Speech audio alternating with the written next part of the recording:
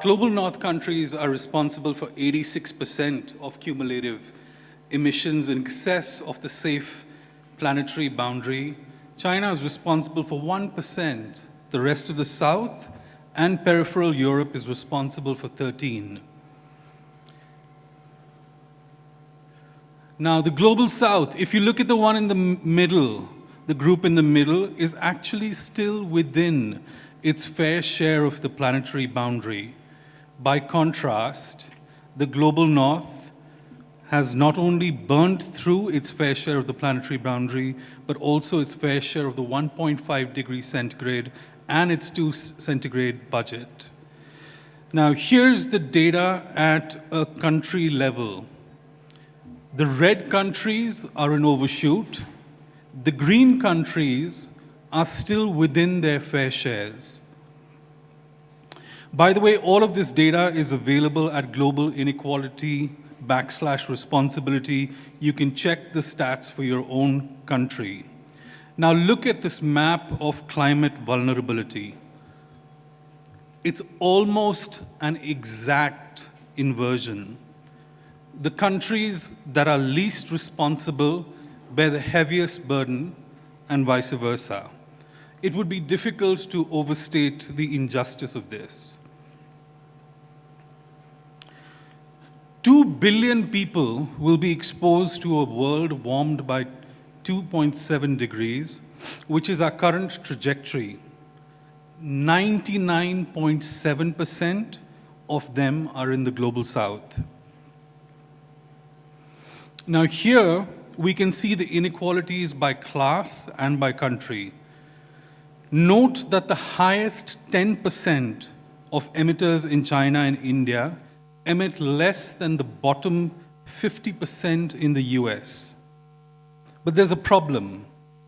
The graph shows emissions from household consumption, but it's more important to account for who controls investment and productions, since those are the people who have the power to produce differently, example by using renewable energy or investing in less damaging industries.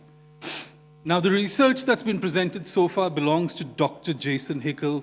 He's an anthropologist, an author and professor whose work focuses on economic anthropology.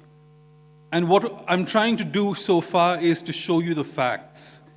But now let's take a look at the story that's being told and how it's being narrated. When you think of climate solutions, do you imagine Silicon Valley's tech hubs or a village in Bangladesh that's building flood centers? What if the places often cast as vulnerable are actually leading with resilience and innovation, but we don't hear enough about it? On Purpose is curious about the possibility of challenging outdated narratives and spotlighting the Global South's leadership in climate solutions. Framing is not just a quirk. It's a barrier to equitable storytelling. Our climate change news analysis, which is conducted from March 2024 to Feb 2025 with impact research and measurement, shows that 65% of the climate stories mention the Global South, but they're largely portrayed as passive victims, burdened by disasters and reliant on aid. This overshadows the region's resilience, innovation, and leadership, despite facing disproportionate climate impacts. Without the pretense of any certainty, we want to test the assumption that solutions come from the Global North when the South is already tackling challenges that the North is only beginning to see. The world thinks the Global South is surviving, but what if it's actually redefining climate resilience? By the way, I love this image of the map being turned on its head, because perspective shapes perception. What if we reframed Global South not as vulnerable, but as a powerhouse of agency and innovation? Imagine the impact if media and communication prioritized community leadership and success stories. How would it change the global perception of climate leadership? Narratives shape power. What do these headlines tell you about who controls the climate narrative?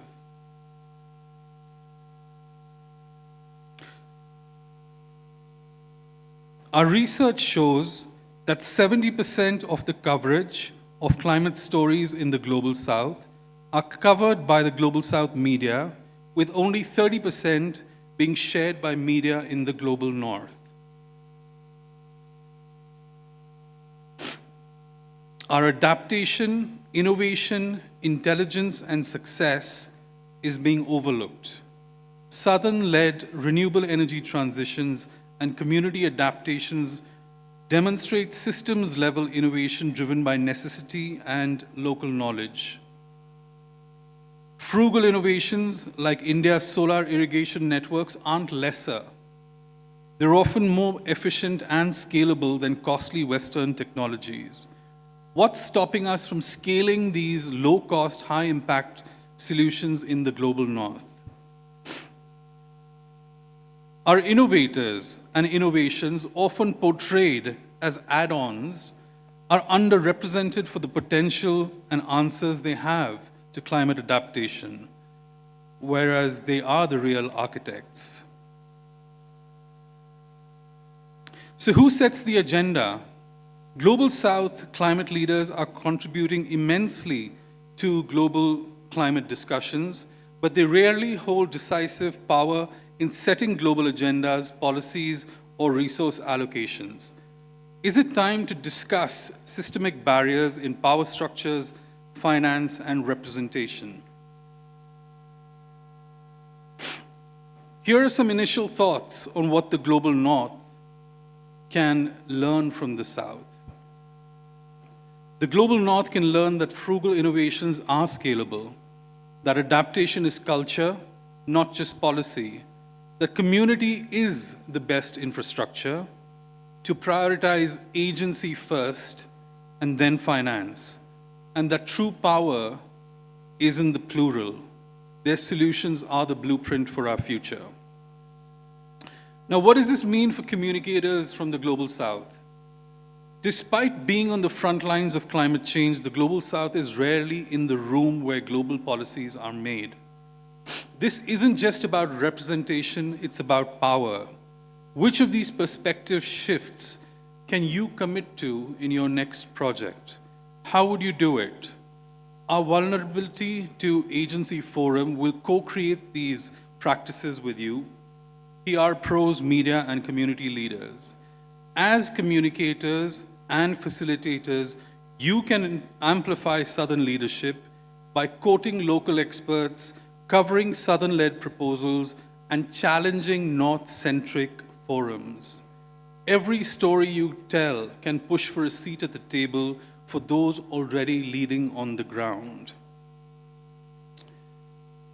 At On Purpose, we've been working with the marginalized and underrepresented in India and parts of Southeast Asia for the last 8 years.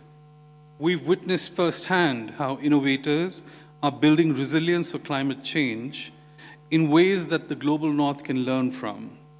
We are proposing a global storytelling charter for more equitable climate storytelling that will include a toolkit built by PR pros, media houses, community leaders, and climate communicators to provide strategies, tools, and tactics to demonstrate creditworthiness, authentic climate action, and data-driven storytelling for global business and sustainability leaders.